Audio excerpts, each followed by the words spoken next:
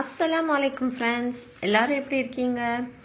இன்னைக்கு வந்து கத்திரிக்காய் வச்சு ஒரு டிஃப்ரெண்டான காரக்குழம்பு தான் ரெசிபி பார்க்க போகிறோம். ரொம்ப சிம்பிளாக இருக்கும், ஈஸியாக செஞ்சிடலாம்.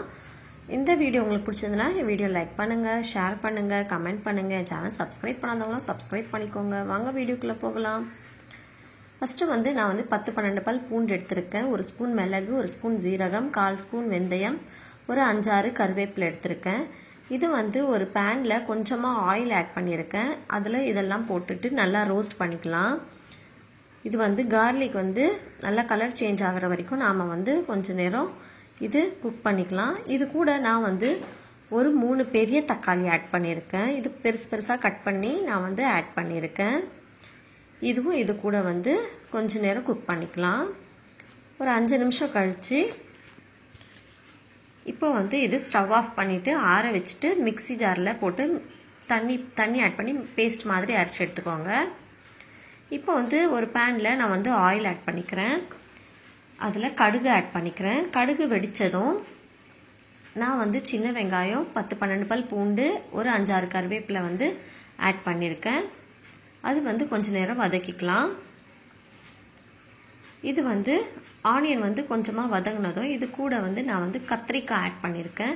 நீங்கள் வந்து கத்திரிக்காய்க்கு பதிலாக முருங்கைக்காய் இல்லைனா உருளைக்கிழங்கு உங்களுக்கு என்ன வேணுமோ அதை ஆட் பண்ணலாம். இல்லைனா 3மே சேர்த்தும் நீங்கள் ஆட் பண்ணலாம். ஆட் பண்ணிட்டு கத்திரிக்காய் கொஞ்சம் கலர் சேஞ்ச் ஆன உடனே இதில் உப்பு, மஞ்சத்தூள் ஆட் பண்ணிக்கலாம். உப்பு, மஞ்சத்தூள் ஆட் பண்ணிட்டு இதுவும் நல்லா மிக்ஸ் பண்ணிடுங்க. நல்லா மிக்ஸ் பண்ணிக்கிட்டு இப்போ வந்து நான் அரைச்சி வச்ச பேஸ்ட் இருக்கு இல்லையா, அது வந்து இதில் ஆட் பண்ணிக்கலாம். இது கூட கொஞ்சமாக தண்ணியும் ஆட் பண்ணிக்கலாம். இது ஒரு தடவை கிளறி விட்டுருங்க.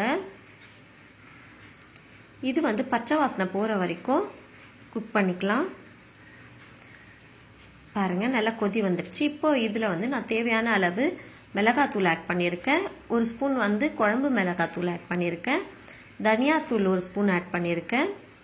இப்போ இது எல்லாமே நல்லா மிக்ஸ் பண்ணிக்கலாம். மிக்ஸ் பண்ணிவிட்டு இந்த மசாலாவோட பச்சை வாசனை போகிற வரைக்கும் குக் பண்ணிவிட்டு பாருங்கள். இப்போ வந்து நான் வந்து புளி ஊற வச்ச தண்ணி இருக்கு இல்லையா, அது வந்து ஆட் பண்ணிக்கிறேன். அதுவும் ஆட் பண்ணிவிட்டு நல்லா மிக்ஸ் பண்ணிக்கலாம். இது கூட கொஞ்சமாக தண்ணியும் ஆட் பண்ணிக்கோங்க. பாருங்க, கொஞ்சமாக தண்ணியும் ஆட் பண்ணிட்டு இது வந்து நல்லா கொதி வரணும். எண்ணெய் பிரிஞ்சு வர வரைக்கும் நல்லா குக் பண்ணிக்கலாம். பாருங்க, நல்லா எண்ணெய் பிரிஞ்சு வந்து நல்லா திக்காயிடுச்சு கிரேவி. இப்போ வந்து லாஸ்ட்டில் கொத்தமல்லி தூவிட்டு ஸ்டவ் ஆஃப் பண்ணிவிட்டு சர்வ் பண்ணிடுங்க. சூடான சாதத்து கூட இது சர்வ் பண்ணுங்க. அவ்வளோதான், சூப்பராக சிம்பிளான டேஸ்டியான கத்திரிக்காய் காரக்குழம்பு ரெடி ஆயிடுச்சு. நீங்களும் இந்த ரெசிபி ட்ரை பண்ணி பார்த்துட்டு எப்படி வந்ததுன்னு சொல்லி எனக்கு கமெண்ட்டில் சொல்லுங்கள். என் வீடியோ லைக் பண்ணுங்கள், ஷேர் பண்ணுங்கள், கமெண்ட் பண்ணுங்கள். என் சேனல் சப்ஸ்கிரைப் பண்ணாதவங்களாம் சப்ஸ்கிரைப் பண்ணிக்கோங்க. தேங்க்யூ.